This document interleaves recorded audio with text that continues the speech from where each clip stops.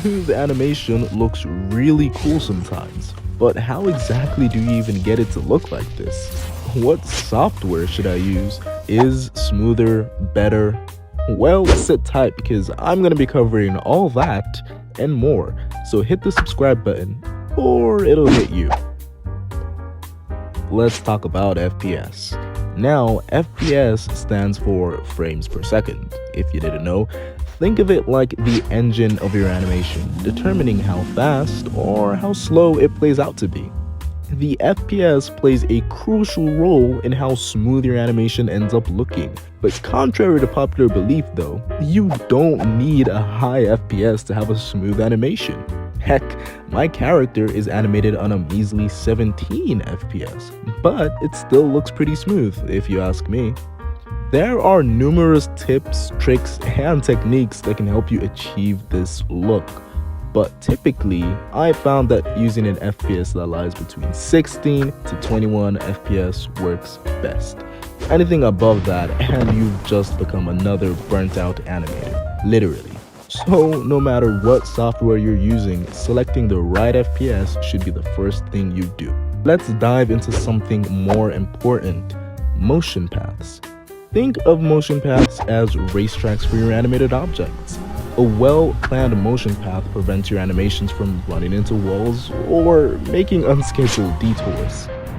At the most basic level though, a motion path is just a line that connects point A to point B.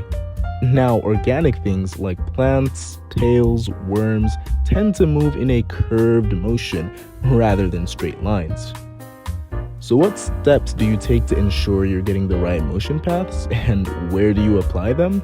Well, step 1 is planning the movements. Before animating, you could place a line on a separate layer. See, that line represents the path along which your object or character will move. It could be straight, curved, or any shape, but for now, we're going to focus strictly on curves. Step 2 is to mark out important points on these lines. These are the moments where characters or objects should be at specific points on this path. One thing you might have noticed is the spacing between the points. There's more points on either side than there is in the center. Simply put, each action is broken down into 3 phases: the anticipation, the action, and the rest. Now, this might be confusing for beginners, so I'll explain it a bit more later down the line, but for now, you can select your points with equal spacing. Step 3, you'll draw or place the object or character at these key positions.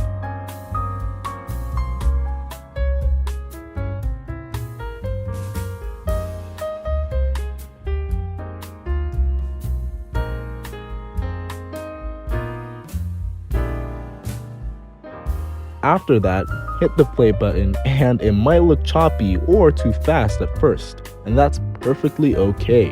What you're trying to achieve with motion paths is the curvature of the motion, not necessarily the smoothness of the animation just yet. Implementing curved motion paths into your animation process is extremely important. In fact, it's one of the methods the animators for Disney's Mulan used to make their animations so darn smooth and stylized, despite being animated on 24 FPS.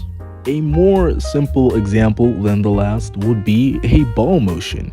Now, I'm sure you've seen this countless times, but the same steps apply. Draw your motion path, mark out key points, then draw or place your character at these points.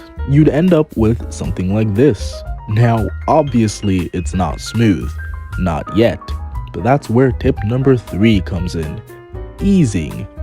Now, I've talked about easing several times before, but for the sake of beginners in this video, I'm gonna give you a basic rundown of it. Easing refers to the way an object's speed changes as it moves from one point to another.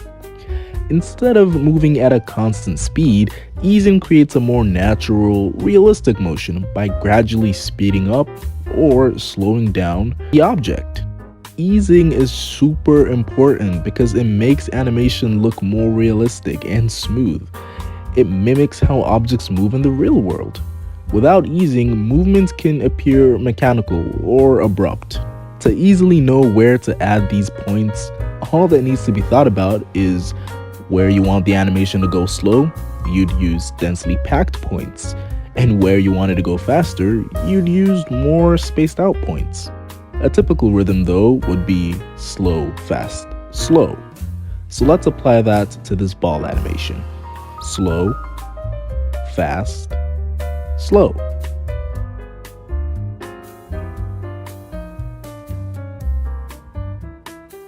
And it'd be the same logic if you were to animate a character jumping. Slow, then fast, and then slow again. Now, filling in in-betweens can get very complex, but the more you practice, the more you'd understand how to navigate those complex roads. And with a little bit more practice, you'd be able to animate those curves without having to place down any lines of any sort. If you want the project for this jump animation or this running one, so you can view everything on StickNodes frame by frame, all you have to do is like, subscribe, and join my Discord server. It'll be posted there by the time this video is up.